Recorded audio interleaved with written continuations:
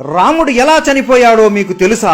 రామనవమి ఎందుకు జరుపుకుంటారో ప్రతి ఒక్కరికి తెలుసు. కానీ రాముడు ఎలా ఈ లోకాన్ని వదిలి వెళ్లిపోయాడో చాలా మందికి తెలియకపోవచ్చు. లక్ష్మణుడు ఎలా చనిపోయాడు? హనుమాన్ని మోసం చేసి రాముడు ఈ లోకాన్ని ఎందుకు వదిలిపెట్టి వెళ్లిపోయాడు? హనుమాన్ ఇప్పుడు ఎక్కడ ఉన్నాడు? ఇవన్నీ ఈ రోజు వీడియోలో తెలుసుకుందాం. ఈ వీడియో ప్రతి ఒక్క రామ భక్తుడు మరియు హనుమంతుడు భక్తుడు చూడాలి. వీడియో చివరి వరకు మిస్ అవ్వకుండా చూడండి. రాముడు రావణుడిని చంపివేశాడు. ఇక త్రేతాయుగం ముగిసే సమయం వచ్చింది. రాముడు అవతారం చాలించాల్సిన సమయం రావడంతో శివుడు బ్రహ్మదేవుడు ఇద్దరు యమధర్మరాజుని నీవు రాముడి దగ్గరికి వెళ్లాల్సిన సమయం వచ్చింది అని చెబుతారు. కానీ యమధర్మరాజు ఎంత ప్రయత్నించినా రాముడి దగ్గరికి కాదు కదా, కనీసం రాజ్యం దగ్గరికి కూడా రాలేడు. ఎందుకంటే సాక్షాత్తు ఆ మహాదేవుడి రూపం అయిన హనుమంతుడు ఎల్లప్పుడూ రాముడి పక్కనే రక్షణగా ఎవ్వరిని దగ్గరికి కూడా రానివ్వకుండా కాపలా కాసున్నాడు. ఒక రోజు రాముడికి శివుడు కలలోకి వచ్చి నీ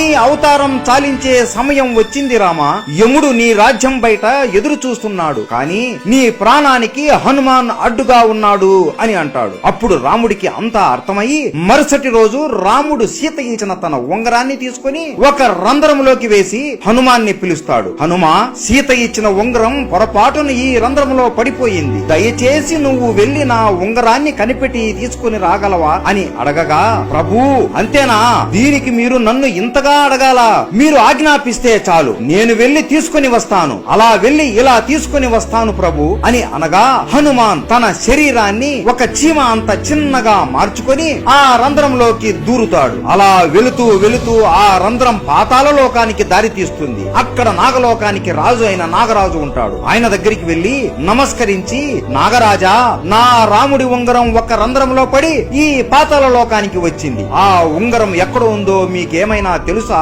అని అడగగా, ఓహో రాముడి ఉంగరమా, నాకు తెలుసు, ఇక్కడ ఉంది, నాతో రండి అని హనుమాన్ని వెంట తీసుకుని ఒక గృహలోకి తీసుకుని వెళతాడు. ఈ గృహలోనే ఆ ఉంగరాలు ఉన్నాయి అనగా, ఉంగరాలా, నాకు కావాల్సింది నా రాముడి ఉంగరమే కదా అని లోపలికి వెళ్లి చూడగా హనుమాన్ ఆశ్చర్యపోతాడు. ఆ గృహ లోపల ఒకటి కాదు, రెండు కాదు, మూడు కాదు, కొన్ని లక్షల కోట్ల బంగారు ఉంగరాలు ఉంటాయి. హనుమాన్ నవ్వుకొని, నాకు తెలియదా నా రాముడి ఉంగరం ఏదో అని వెతకడం మొదలు పెడతాడు. అయోధ్యలో హనుమంతుడు లేడు అని తెలుసుకుని ఇదే మంచి సమయం అని యముడు రాముడి దగ్గరికి వెళ్లి, రామా, నీతో ఈ రోజు ఏకాంతంగా చాలా ముఖ్యమైన విషయం మాట్లాడాలి. మనం మాట్లాడుకునే సమయంలో ఎవరైనా మధ్యలో వస్తే వారికి మరణదండన ఇవ్వాల్సిందే అని అనగా రాముడు లక్ష్మణుడిని పిలిచి, ఈ బాధ్యత నీదే లక్ష్మణ, ద్వారం దగ్గర ఉండి లోపలికి ఎట్టి పరిస్థితుల్లోనూ ఎవ్వరిని పంపించకు అని ఆజ్ఞాపిస్తాడు. సరే అన్నా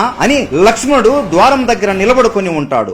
లోపల యముడు రాముడితో ఇలా అంటాడు, స్వామి, శివుడు మరియు బ్రహ్మ ఆజ్ఞ వలన నేను ఇక్కడికి వచ్చాను. మీరు ఈ రాముడి అవతారానికి ఉన్న కార్యం ముగిసింది. ఇక మీరు విష్ణు రూపంలోకి మారి వైకుంఠానికి రండి. లక్ష్మీదేవి మీ కోసం ఎదురు చూస్తూ ఉంది అని అనగా రాముడు నవ్వుతూ సరే యమా అని అంటాడు. ఆ సమయంలోనే మహాకోపిష్టి అయిన దుర్వాస మహర్షి రాముడితో మాట్లాడడానికి అక్కడికి వస్తాడు. కానీ లక్ష్మణుడు, స్వామి, ఇక్కడ రాముల వారు ఏకాంతంగా ఉండాలి అనుకుంటున్నారు, మిమ్మల్ని ఇప్పుడు లోపలికి పంపలేను అని అనగా దుర్వాస కోపంతో, నేను ఇంత దూరం నుండి రాముడితో మాట్లాడడానికి వస్తే నన్ను లోపలికి పంపకుండా అడ్డుకుంటావా? ఇప్పుడు కాని నన్ను నీవు లోపలికి పంపకపోతే అయోధ్య మొత్తాన్ని కాల్చి బూడిద చేసేస్తాను అని అంటాడు. లక్ష్మణుడికి ఏం చేయాలో అర్థం అవ్వక, ఇప్పుడు లోపలికి నేను వెళితే నాకు మాత్రమే మృత్యుదండన కలుగుతుంది, లేదంటే దుర్వాస మహర్షి మొత్తం అయోధ్యాన్ని కాల్చేస్తాడు అని ఆలోచనలో పడి అయోధ్య ప్రజలకు కాపాడడం కోసం తన ప్రాణం కూడా లెక్క చేయకుండా లోపలికి వచ్చి దుర్వాస మహర్షి వచ్చాడు అని చెబుతాడు. లక్ష్మణుడు లోపలికి రావడం చూసిన రాముడు బాధతో కృంగిపోతాడు. అయ్యో లక్ష్మణ, ఎంత పని చేశావు నువ్వు, నీకు తెలియదా లోపలికి వస్తే ఏమి జరుగుతుందో అని, ఇప్పుడు నిన్ను నేను చంపాలి అని బాధపడతాడు. రాముడికి ఏం చేయాలో తెలియక తన గురువైన వశిష్ఠ మునిని అడుగుతాడు, రామా, నువ్వు లక్ష్మణుడిని చంపనక్కరలేదు, ఎప్పుడు నీ పక్కనే ఉండే లక్ష్మణుడు నీకు దూరంగా ఉంటే అది అతనికి మరణంతోనే సమానం, కాబట్టి లక్ష్మణుడిని రాజ్య బహిష్కరణ చెయ్యి చాలు అని చెబుతాడు. ఇది లక్ష్మణుడు విని, నీకు దూరంగా ఉండడం కంటే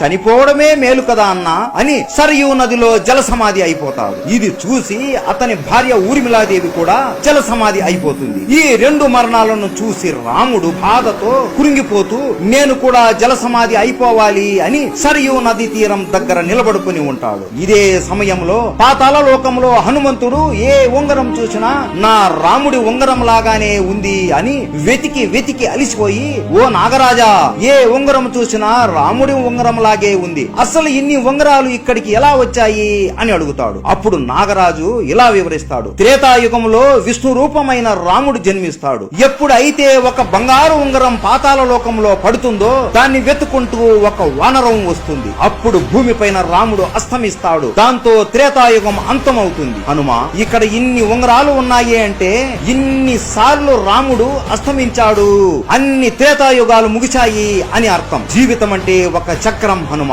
ఒక చక్రం ముగిసింది అంటే ఇంకొక చోటు ప్రారంభం అవుతుంది అని. 4 యుగాలు మళ్ళీ ముగుస్తాయి, మళ్ళీ త్రేతాయుగం మొదలవుతుంది. రాముడు మళ్ళీ పుడతాడు, నువ్వు కూడా మళ్ళీ పుడతావు, ఇద్దరు కలిసి మళ్ళీ రావణుడిని హతమారుతారు అని వాసుకి అంటాడు. హనుమంతుడు ఆశ్చర్యపోతాడు. అంతలోపు అయ్యో, నా రాముడు ఇప్పుడు మరణిస్తాడా అని చేతికి దొరికిన ఉంగరాన్ని తీసుకుని వెంటనే అయోధ్యకి చేరుకుంటాడు. అయోధ్య మొత్తం వెతికినా కూడా రాముడు ఎక్కడా కనిపించడు. అలా గాలిలో ఎగురుతూ ఎగురుతూ వెతుకుతూ ఉండగా సరయూ నదిలో రాముడు జల సమాధి అయిపోతూ కనపడతాడు. వెంటనే అతి వేగంతో కిందికి వచ్చేలోపు రాముడు హనుమాన్ని చూస్తూ నదిలోకి వెళ్లిపోతాడు. ఇదంతా చూసి హనుమాన్ బాధతో గట్టిగా రామా ప్రభు అని ఏడుస్తాడు. అయ్యో, ఇదంతా నా తప్పే, నేను బుద్ధి లేని వాడిని, 1 నిమిషంలో వస్తాను అని ఇంత సమయం వృధా చేశాను, నా వల్లనే ఈ రోజు మీరు నాకు దూరం అయిపోయారు అని బాధపడుతూ ఏడుస్తూ కురింగిపోతూ ఉంటాడు.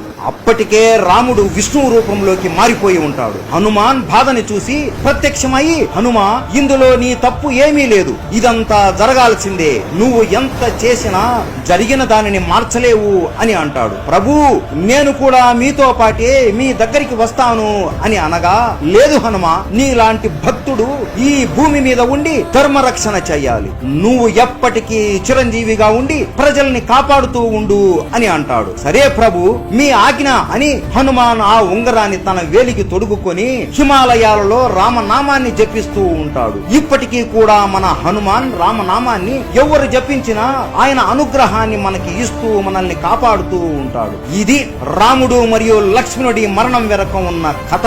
మీలో ఎంతమందికి ఈ విషయం తెలుసు? ప్రతి ఒక్కరికి రామాయణం ఎలా ముగిసిందో తెలియాలి. ఈ వీడియో ప్రతి ఒక్క రామ భక్తుడు మరియు హనుమంతుడి భక్తుడికి షేర్ చేయండి. ప్రతి ఒక్కరికి రామనవమి శుభాకాంక్షలు. రాముడు అంటే ఇష్టం ఉంటే జై శ్రీరామ్ అని కామెంట్ చేయండి. జై శ్రీరామ్.